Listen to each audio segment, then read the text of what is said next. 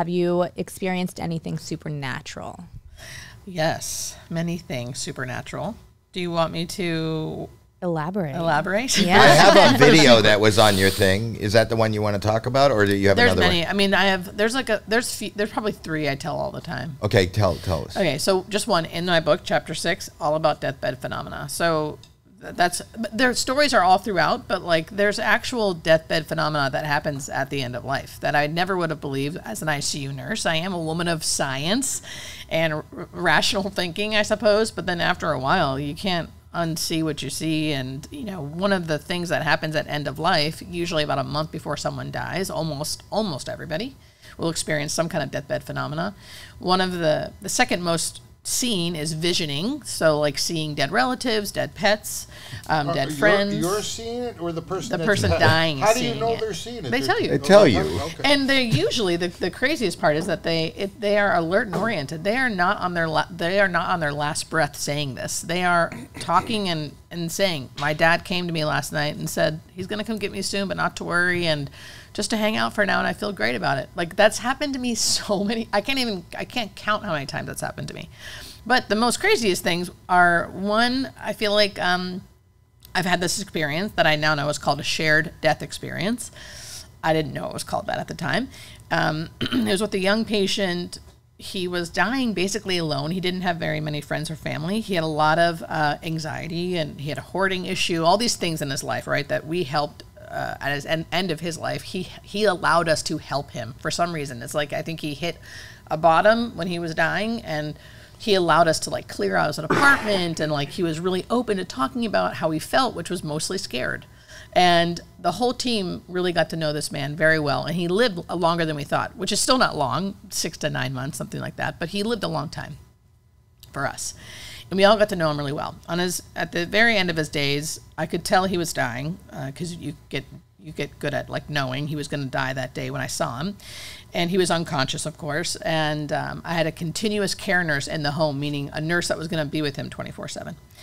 And I said, "Can you text me when he dies? I just want to know. She's like, "Of course."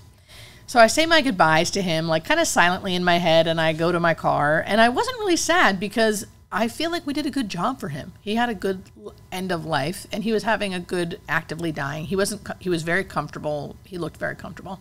So I just sort of said my goodbyes and left, and sat in my car just for a second and was looking at his apartment. And again, saying my final goodbyes, because this guy really meant a lot to me. And suddenly, in my head, I could hear his voice, like clear as day. And I could feel something. He was making me feel this feeling of like freedom and like ultimate relief and kind of like excitement. It's hard for me not to smile when I'm talking about it, because it felt like that. It was like excitement and joy. And he was saying my name, going, "Oh my gosh, Julie. Oh my gosh, Julie. I can't believe this. If I only would have known." He just kept saying that. "If I only would have known." And the feeling he gave me was, it makes me want to cry every time I tell it, because it was so powerful. If I only would have known how good this is, I would never have been afraid. I would never have been afraid, because he used to talk about it all the time. Not like, "Oh, I'm so afraid," but just sort of like, "I wonder what's going to happen. I don't know what's going to happen." Right. All of us are afraid. Right. So he just kept saying, "If I only would have known, if I only would have known." And I felt this feeling of like him smiling and almost like soaring, and this ultimate freedom that I know he didn't really feel in his day-to-day life when he lived here, because he used to talk about it, how he used to feel so heavy and so anxiety, which I really relate to. I have a lot of that in my life as well. So to have him have these feelings and saying, "Oh my gosh, Julie, if I only would have known, if I only would have known." And he didn't say much except for that. "If I only would have known how good this is, I wouldn't have been so afraid." And I couldn't help but start weeping in my car. It was like I was taken out of my car and like gone somewhere else. And then all of a sudden, whew, it stopped. And I was kind of back in my car, and I was done crying, like, what the hell was that?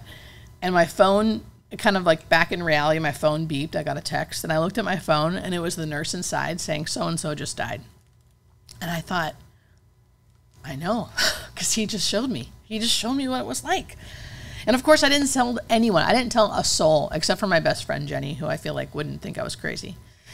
for years and years and years and years. And even when I was on social media, I didn't, for a whole year, I think I never said anything supernatural on my channel. I wanted to be like just always talking about the facts. And then finally everyone kept asking me, well, why aren't you afraid? Why aren't you afraid? What makes you not afraid? And finally I just said, you know what, screw it. I'm going to tell people why. And that's one of the main reasons why. And a couple of things like that have happened. I feel like I've seen an angel. It's a whole other story. I feel like I witnessed a miracle. So things like that have happened. I still don't really fear death because of biology, the way I see the body being built to die, and the body being able to like help us die biologically, which I think is also a miracle.